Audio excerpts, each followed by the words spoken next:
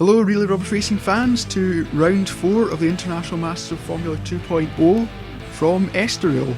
We had a very exciting first race which was won by Ollie Kay in rather dominant fashion, who won from Jay Coops, and AJ O'Kay took his first podium of the season. As ever, yeah, it was really a story of two races, wasn't it? You had the sort of time trial running at the front and then madness behind. Definitely. It's the second of 2 rounds at 2 rounds Portugal and at Estoril, for 4 for 4 in Portugal. We're off to France next week, or next time out, at Manicure, map of the circuit. It is very tight, very twisty, very easy to get wrong, as we saw on many occasions last time. Plenty of occasions, yes. And overtaking maybe not as difficult as we thought it would be. No, we saw a lot more action outside of turn 1 than we expected. Definitely. So that definitely bodes well for this race. Safety car, hopefully we won't need to see that. As ever, it's the top 8 reversed. So Dan Thorne starts on pole for the reverse grid for the second event running, and it's an all Independables front row. True Independables style, getting the front row lockout by reverse grid. Definitely, yes. Race Pro UK, top of the Independents. Race, the two who dominated race 2 start 7th and 8th. Will they be able to make it to the front? It's going to be very interesting to see how quickly they can get up, if at all. Yes, definitely.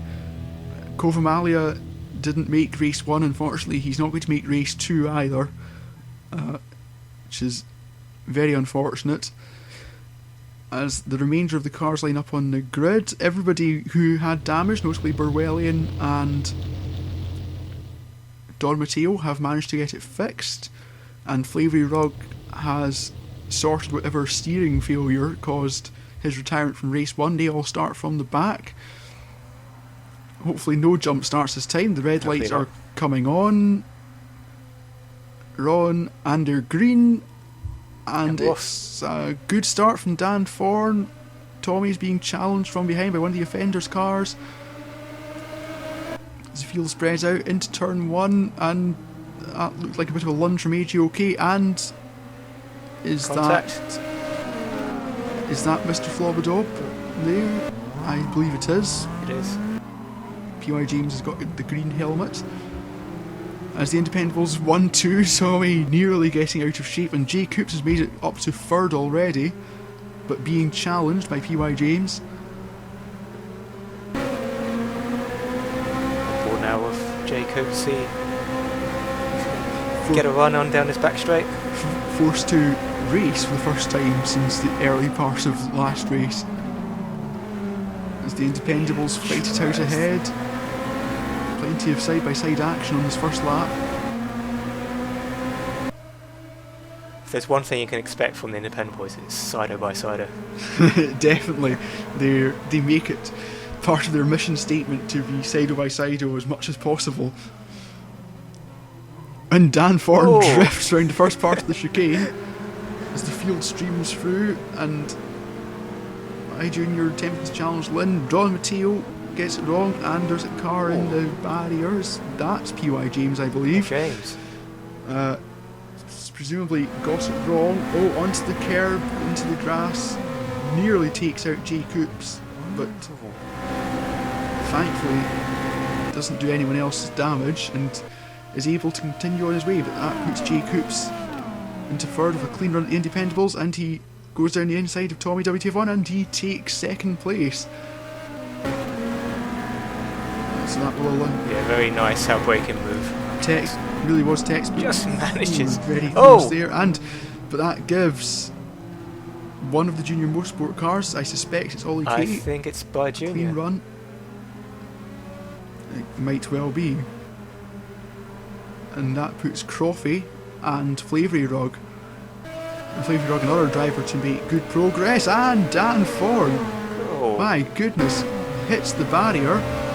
Presumably just got out wide onto the grass and onto the curb. Here we go.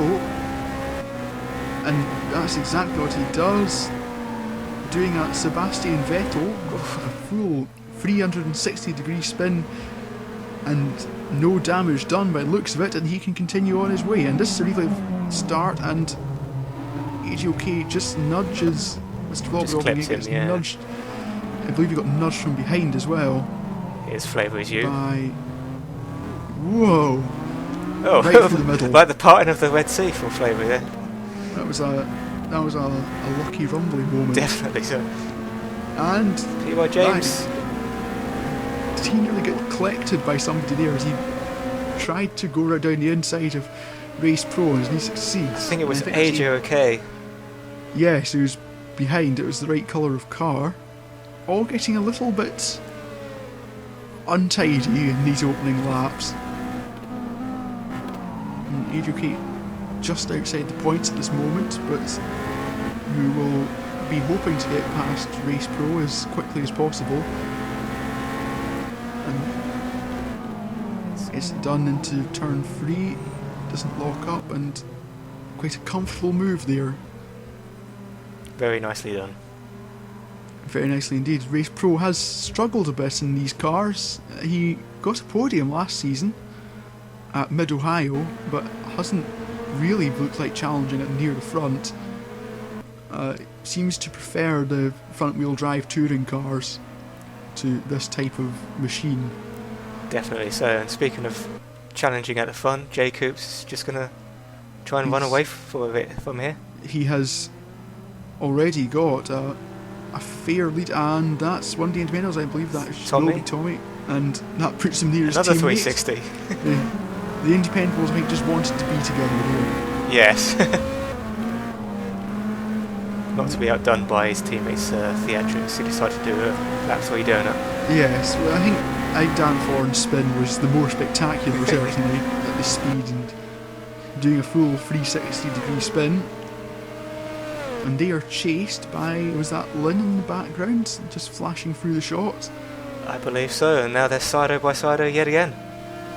Be careful they don't hold each other up too much. Dan Thorne's got the inside. Tommy's going to look to cut back though. Oh, well, they'll know that both the offenders and AGOK will be trying to come through from the back after various incidents. Someone gets by, but too deep, and Dan Thorne's back on the outside again. Wheels here into lock in almost. Terrific racing from the teammates. Terrific respect between them to not be punting each other off the track, which would not be good at all. And they're still going at it. And behind, Lynn's being challenged by one of the offenders, and AGOK isn't far behind either. And the offender's car has got past Lynn. I believe it's probably Mr. Flobadob. Oh no, it's P.Y. James who is P.Y. recovered. James, yes. And they're right with Croffy. And AJK is right in there as well. Here's coming through the chicane. We're just getting a little out of shape there. And a bit of counter steering, and that is all the impetus that AJK needed, and a little nudge there. So AJK must have passed Croffy whilst we were on board as well. He must have done. Yes, Croffy, I'm guessing. And is that P.Y. James smoking again? I believe it is. He's activated his special boost. Apparently so. As he challenges Dan Thorne now. Well, I assume he won't be too concerned about it giving, since it didn't give at all in the last race, and he'll do whatever he did last time out and continue on. He's got the inside line. Oh, gets out of shape. And Dan Thorne gets very close indeed. Just not enough room for him to capitalise on that. No, these corners are all very tight, and AGOK just harrowing the back of Tommy, I believe. Yes, and this queue of cars is getting very close together. Hopefully they will all race cleanly as they try and I'm not sure you can really avoid a smoke screen like that. I think you just have to live with this and hope that try not to let it distract you. Yeah. Dan Thorne ran wide there, and AGOK just and gets onto the grass. That'll compromise his entry. He seems to still have the initiative, and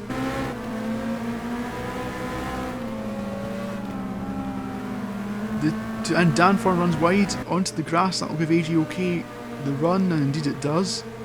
Yeah, he ran in too deep trying to stay ahead of AGOK, and unfortunately just went too wide. Just a quick trip across the grass. And that'll give Lynn a run, although he's a little far behind. So it's a JV 1-2 at the moment, leading from first race winner Ollie Kay. Yes, they'll be hoping they can maintain that, although Ollie Kay will make it very difficult. They, of course, had good speed at the start of the first race, but retired of that mysterious steering problem. But no recurrence as yet. One on board Lynn here as he tries to find any way past.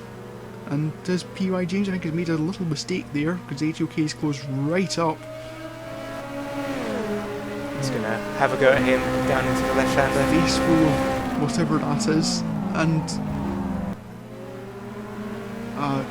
very nice trail brakes right into the apex and took the position. Yes, very controlled.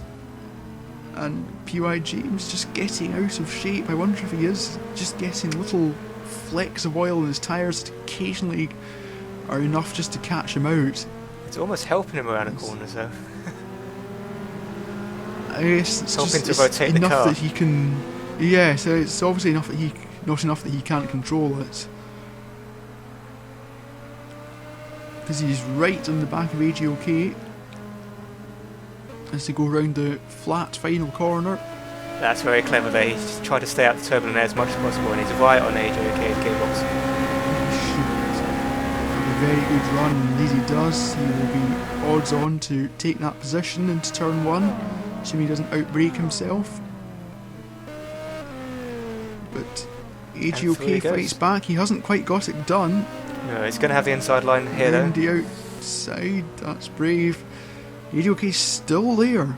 It's very impressive, and now he seemingly makes it stick. He's cutting back though, AGOK, using all that extra downforce we think he has. So another left-hander, and this will really close this little pack up.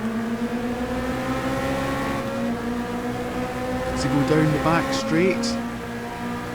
And He's going to try the same again. A little further behind this time, so... Oh, and he makes contact and he spins PY James round, and just a little too eager. Croffy goes through, and carbon copy of what happened in the first race. Yes, just couldn't quite hold on, and couldn't quite keep it out the back of PY James ahead. So let's let through Tommy and Croffy, and Lynn's right on the back of him now. And PY James, I think, just got into Croffy a little bit, and that allows AGOK through, but they both get out of shape and they resume their battle.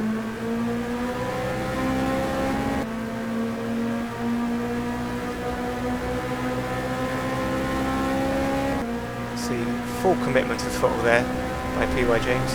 Absolutely. As they all sort of round trying to keep in the slipstream of each other. And PY James has a run on AGOK, and that's going to be... Whoa! And he hits Croffy, getting a little overeager there. The lunge was really very far back, and just couldn't slow down enough. Flobbed off through. That's like Flobbed through, and Race Pro is now right behind them, so they've dropped right to the back end of the points, I think. That's very unfortunate for Coffey. He was minding his own business, having a good little run, and just gets collected by someone else's mistake. Oh yes, well both him and Lynn were running well in the points for about the first time this season, and it's very unfortunate he's been collected like that, because he could well have been on for a good result if everybody else kept battling and distracting each other. Here's our lonely leader, Jay Coops. Yes. We saw a faster lap from Ollie Kay just the previous lap, so we'll see if he can respond. Well, yes, and Ollie Kay has made it past Flavoury Rug, so presumably Ollie Kay will now keep catching the car in front. So Jacobs had better step on it quickly because he will soon have Ollie Kay breathing down his neck. So Junior and Jerry having a scrap for all the podium positions. Yes, Vi Junior once again trying to get his first podium of the season. Only just missed out in the last race. Independable still showing well there, 5th and 6th. And they seem to be consistent points runners. And PY James coming up, I believe Danger Davis Race Pro gets passed by Flobadob. Flobadob runs wide and that allows Race Pro back. Yeah, a lot of tyre smoke from both of them. The offenders have had a bit of a torrid race this time. They've struggled to keep themselves out of trouble, and that's put them back, be well behind the other point runners, and dear oh dear, Danger Dave has been seemingly spun round by PY James. We're about to get a replay of it, and so this was what position then? Yeah, he just got straight. Yeah, Danger Dave going quite slowly and turning in quite early, and PY James just not prepared for that. Yeah, just a simple, not expecting what was going to happen. The sole Blair 1 car, independent this season, gets going again. By Junior's hunting down that podium place. He's definitely close. I think he's just hitting the rev limiter. Yes, he's good, very short. It's not going to help him much. No. Trying to get a run on the car in front, because although AGOK was seemingly running high downforce, it's likely that Flavoury Rug will not be running such a slow car in a straight line. No, and AJK still had the gear ratio set up for the speed he was doing. And yes. So Baye Junior better make sure that he can keep a hold of. His best chance would probably be to stay close and then see if he can get close enough into this corner here. Yeah, that straight isn't... Unless Flavoury can make a mistake anyway. Yeah, that straight isn't quite long. It's a slower corner going into it, so he shouldn't be hitting his gear line. So if we stay on board onto the main straight, we can listen and see if it... Because he might just have got his gearing wrong as well, but we're first switching to the external view. As they come up, is that Burwellian ahead? About to be... Yes, it is Burwellian about to go a lap down, but keeping it just about on the road. And he was trying to find a place to stay out Baye of their Junior way. Has a really good run on Flavoury Rug, and was side by side at one point. He's definitely hitting the top of the, but he's got enough speed to get down the inside, and Flavoury Rug just runs wide, and that gives Baye Junior third place. Yeah, so the previous lap he must have made a mistake to be hitting the limiter. Well, I think he just hit it right towards the end of the straight, but he was just about to start braking at that point, so it's possible that he's only hitting it when he's really in the slipstream of the car in front. Yeah, he set up very aggressively just to be right at the braking point for when he tops out. It's a good tactic because it gives you a lot of lap time that way. Yes, but it can make overtaking very difficult. I know that many drivers have just a little bit in reserve. AJK just squeezing past Dan Thorne, I think that was. So splitting the Independables. And I don't think they'll be happy about that. Dan Thorne will want to get back past. As Tommy goes quite quickly into that corner and ran wide in the exit, but holding off AJK, there's not really a way through here unless you're right alongside, and Dan Thorne gets pushed wide. So go to... Yeah, AJK got quite squibbly through there, and Dan Thorne thought about trying to go around the outside and then realised that he couldn't do it. Lynn is back on this group. And AJK's through. He is indeed. And meanwhile, Flavery's fighting back against Vi Junior. They're side by side as they go down towards turn 2. But Flavery Rug keeps the place, or regains the place rather, but Vi Junior fights back. A bit of a lunge into that tight turn 3, but Flavery's going to cut back. he just overcooked this and ran deep.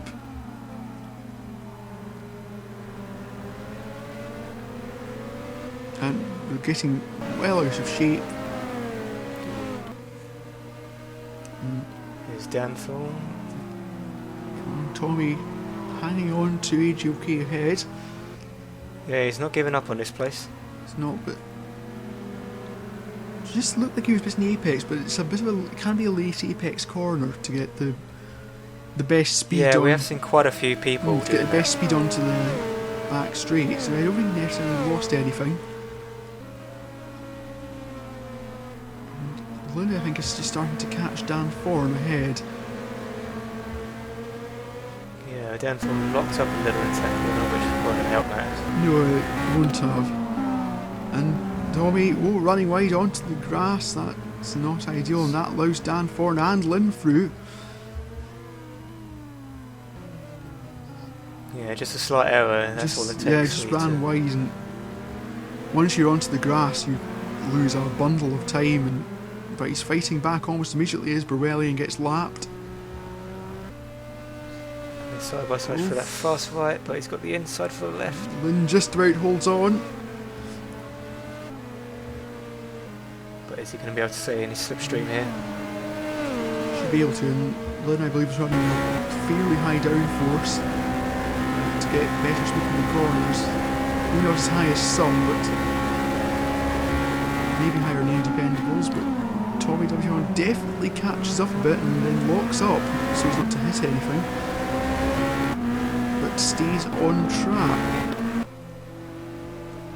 And then yeah, it'll be kicking. Oh, it's one wide a bit there. It together and actually meets the apex in the next corner and continuing to put Lynn under an awful lot of pressure here, and a lunge down the inside, locks up, doesn't quite make it, the gap closed.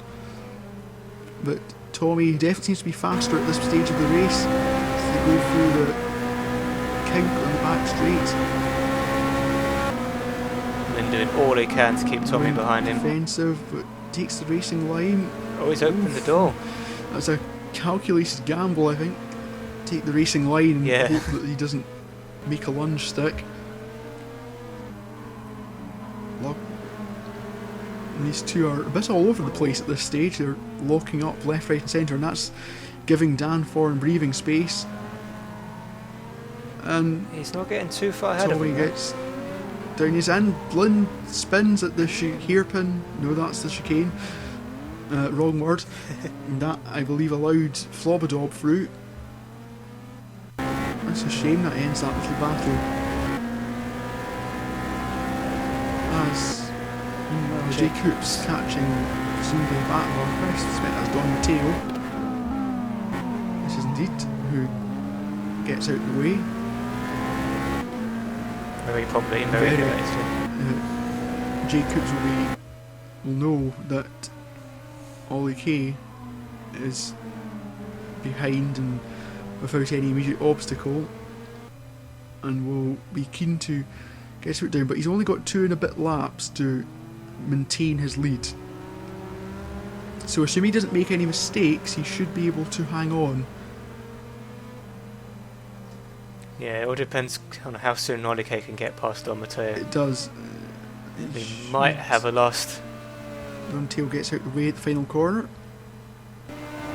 And yeah, we might have a last lap, but at this stage I think that Jay Coops is just a little far ahead for that. Unless he makes a mistake, of course. There's always that caveat. It would be unfortunate to make one at this point in the race. That's true. You never know. Anything can happen, and the AGOK has spun, presumably, at the, or had a half spin at the chicane. Locks up. Ooh. He's able to recover. Yeah, doesn't lose any place. Just got in a power a bit too early. Just a little. I think maybe the slightly back nature of that chicane, because the right hand side has got a lot more turning ability, is what's sending them into these little spins. quite possibly. We've certainly seen drivers up and down the field making these little spins in both races today. And this is Flobodov chasing the Independables. Tommy, I believe, is still behind Dan for, and we're watching him now. Yeah, Mr. Flobodov has done quite well to recover from that turn 1 incident where he was put to the back. Yes, the offenders have been caught up in some incidents, and Tommy WT1 goes runs wide and into the wall, and that is not a good place to be. That allows Flobodov through without much in the way of challenging. And just onto the grass, and that's enough to send you into the inside wall. It really is a lottery once you get onto the grass. You don't know if the grip's going to stay or it's just going to spit you out. And on board Dan Thorne with the flag of Cornwall on his helmet, presumably to contest the claims made about his nationality by his teammates in pre-season. And that and the power of Cornwall are moving him past AGOK, who made a small mistake in his chicane, and this is the last lap. About half lap to go for these two. Ollie K just a couple of seconds too far behind Jay Coops to really mount an assault. Yeah, we saw this in the last round. I believe it was in the second race. Ollie K made a very late charge, but it still wasn't enough to gain victory. Yes, I believe you're right. Jay Coops holding another couple of laps, it would have been very close, and even then, it's not going to be much between them. Just got to keep his cool. We have seen people making mistakes in these corners, but Jay Coops doing nothing of the sort, and as long as he doesn't make a mistake here, he will come through to win. Ollie K in close contention as the man with the checkered flag lines himself up, and Jay Coops wins from Ollie K in second, and Ollie K setting the fastest lap on the final lap, which on race old tyres is extremely impressive. That is very impressive. One more lap and you'd wonder if he could have even sneaked a win. Definitely, it raises the question. And AGOK. P.Y. James fancied a bit of the action there, but had to get out. He certainly doesn't. As they go through the final few corners, Dan Thorne, I think, will just hold on. Yeah, if you can just keep it together through this final section.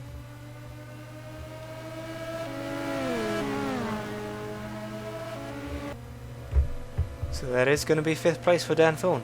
It's a good result for him, and Flobodov holds on to 7th, with Tommy in 8th, and Lynn will finish in 9th.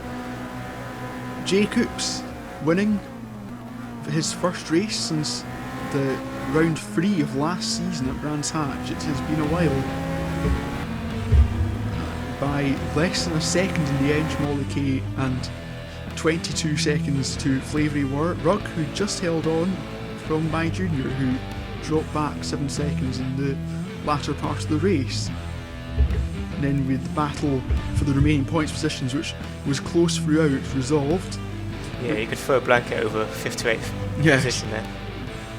Race Pro, first the Independents, and 2 retirements, Burwellian, I believe, and P.Y. James, who retired with some form of problem. And Ollie K leads the championship from Jay Coops. The defenders displaced, but they will be back next time out. Lynn took his first points of the season, as did Mr. Flobodov. And in the Teams Championship, Junior Motorsport and Javery overtake the defenders. And Junior Motorsport with a 21-point lead. And Blair 1 maintain their lead in the Independents, 2 points ahead of Monolith. 2 very exciting races there, as we see replays of some of the key moments from the race we just saw. And 2 good wins for Ollie Kay and Jay Coops, which put them right in contention for the overall championship. But Blairy and Kimster will be back next week. Yeah, so not going to let them get too far ahead again. Definitely not. As we see the various incidents which occurred during that race.